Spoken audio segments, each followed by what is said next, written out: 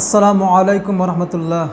ইন্নাল হামদুলিল্লাহ নাহমাদুহু ওয়া নুসাল্লি ওয়া নুসাল্লিমু আলা রাসূলিহিল কারীম, আম্মা বা'দ, ফাআউযু বিল্লাহি মিনাশ শাইতানির রাজীম, বিসমিল্লাহির রহমানির রহিম। প্রিয় দর্শক, সুবিচার পাওয়াটা এটা প্রত্যেকেরই একটা অধিকার।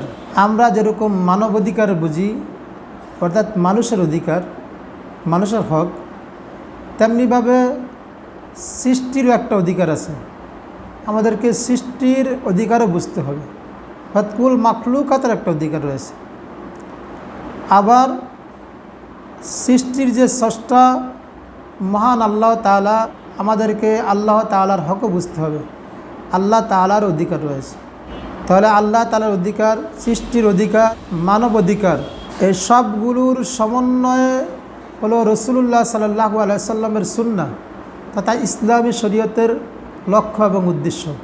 অর্থাৎ ইসলামী শরীয়তের লক্ষ্য হলো আল্লাহর হুকুম, হাকাম, বিধিবিধানগুলো সশ্রদ্ধার সাথে সৃষ্টি মেনে নিবে, মানুষ আনুগত্য করবে। যেখানে আল্লাহর হুকুম আসবে সেখানে কি এবং কেন বলার কোনো সুযোগ নেই, সেটা মানতে হবে। এটা আল্লাহ তাআলার অধিকার, আল্লাহ তাআলার হক। আবার সৃষ্টির যেখানে অধিকার রয়েছে, যেরকম আমরা মানুষের একটা অধিকার বুঝি, এরকম মানুষ ছাড়া অন্যান্য প্রাণী যেমন আছে তাদের একটা অধিকার রয়েছে। আপনি কোনো প্রাণী লালন পালন করেন, মনে করেন আপনি বকরি লালন পালন করেন, গরু লালন পালন করেন, তাহলে এগুলোকে নির্ধারিত টাইমে তাকে খাওয়া দেওয়া, এটা তার অধিকার। তাকে যত্ন নেওয়া, তাকে ঠিকমতো লালন পালন করা, তাকে রাখা, এগুলো তার একটা অধিকার রয়েছে। তাহলে তাকে যদি তার টাইম মতো তার খাওয়া দাওয়া না দেওয়া হয়, তাহলে এটা তার অধিকারকে লঙ্ঘন করা হবে। এবং তার সাধ্যের বাইরে তাকে যদি বোঝা চাপা দেওয়া হয়, তার অধিকার লঙ্ঘন করা হবে। তাহলে প্রত্যেকটি জিনিসের একটা অধিকার রয়েছে।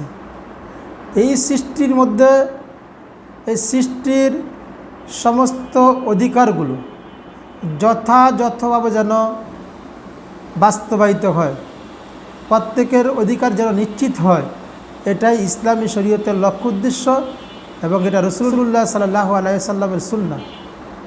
সুতরাং আমরা যদি এই পৃথিবীর সৃষ্টির অধিকার প্রতিষ্ঠিত করতে চাই, তাহলে আমাদেরকে আল্লাহ তাআলার হুকুম আহকামগুলো, রাসূলুল্লাহ সাল্লাল্লাহু আলাইহি সাল্লামের সুন্নাহকে সশ্রদ্ধার সাথে মেনে নিতে হবে এবং সে অনুযায়ী আমাদের যাবতীয় কাজ কাম যা কিছু আছে সব কিছু পরিচালিত করতে হবে। তাহলেই প্রত্যেকের অধিকার এবং মানবাধিকারও নিশ্চিত হবে। যতক্ষণ পর্যন্ত আমরা ইসলামী শরীয়তের এই লক্ষ্য উদ্দেশ্যকে পরিপূর্ণভাবে বাস্তবায়ন করতে না পারবো, ততদিন পর্যন্ত এই পৃথিবীর মধ্যে প্রত্যেকের অধিকার নিশ্চিত হবে না এবং মানবাধিকারও নিশ্চিত হবে না। প্রত্যেক মানুষ সুবিচার চায়, প্রত্যেকে সুবিচার চায়। আর সুবিচার পাওয়াটা এটা সকলেরই অধিকার, এটা মানবাধিকারও। আর সুবিচার করার জন্য এটা আল্লাহর পক্ষ থেকে নির্দেশ যে তোমরা সুবিচার করো। মহান আল্লাহ তাআলা সূরাতুল মাইদার ৮ নং আয়াতে বলেন, ইদিলু, তোমরা সুবিচার করো। সুবিচার করাটা আল্লাহ তাআলার হুকুম। এজন্য প্রতিটা মুসলিমের প্রতি ইসলামী শরীয়ত সুবিচার করাটাকে অপরিহার্য করে দিয়েছেন। এই পুরা পৃথিবীতে শুধু ইসলামী শরিয়ার ব্যবস্থার মধ্যেই একটা বিশেষ বৈশিষ্ট্য রয়েছে, সেটা হলো সুবিচার করা। এমনকি সুবিচার শুধু নিজের দলের মধ্যে সীমাবদ্ধ নয়, নিজের জাতির মধ্যে সীমাবদ্ধ রাখেন নেই, বা মুসলমানের প্রতি সুবিচার করবে এরকমও নয়, বরং সে মুসলমানদের যারা শত্রু তাদের বিরোধিতার ক্ষেত্র ইসলাম সুবিচার করার নির্দেশ দিয়েছেন। সূরাতুল মাইদার ৮ নং আয়াতে আল্লাহ তাআলা বলেন, ওয়ালা ইয়াজরিমান্নাকুম, তোমাদেরকে যেন পরচিত না করে, শানাআনু কওমিন, কোনো জাতির প্রতি তোমাদের বিদ্বেষ, শত্রুতা, এটা যেন তোমাদেরকে পরচিত না করে, আলা, এর উপর, যে আল্লাহ তা'দিলু, যে তোমরা সুবিচার করবে না। অর্থাৎ কোনো ব্যক্তির প্রতি, কোনো জাতির প্রতি তোমার বিদ্বেষ রয়েছে, শত্রুতা রয়েছে, এই দুশমনদের মোকাবিলার ক্ষেত্রে প্রচণ্ড যুদ্ধের সমূহ বা সম্মুখে যুদ্ধের সময় আল্লাহ তাআলা শত্রুতার কারণে, তারা আমাদের দুশমন, এই কারণে যেন আমরা তাদের প্রতি অবিচার না করি, এটা আল্লাহ তাআলা আমাদের প্রতি নির্দেশ দিয়েছেন যে শত্রুর ক্ষেত্রেও তোমরা সুবিচার কায়েম করবে। প্রিয় দর্শক, আল্লাহ তাআলা আমাদের প্রতি যে হুকুম সেটা সব জায়গায় আমরা ইনসাফ কায়েম করতে হবে, সুবিচার কায়েম করতে হবে। আমাদের প্রত্যেকের যে অধিকার রয়েছে অধিকারটা যথাযথভাবে আমাদের আদায় করার চেষ্টা করতে হবে, অধিকারও বুঝতে হবে।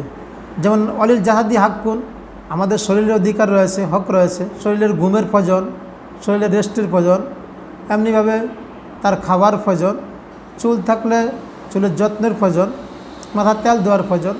যেরকম আমার ব্যক্তির ক্ষেত্রে অধিকার রয়েছে এরকম মানুষের একের প্রতি অনেকের অধিকার রয়েছে।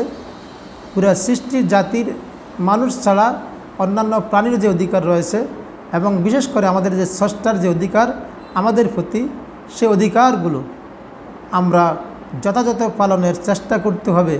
তাহলে এই পৃথিবীর মধ্যে অধিকার শুধু মানবাধিকার নয়, সমস্ত অধিকারই প্রতিষ্ঠিত হবে।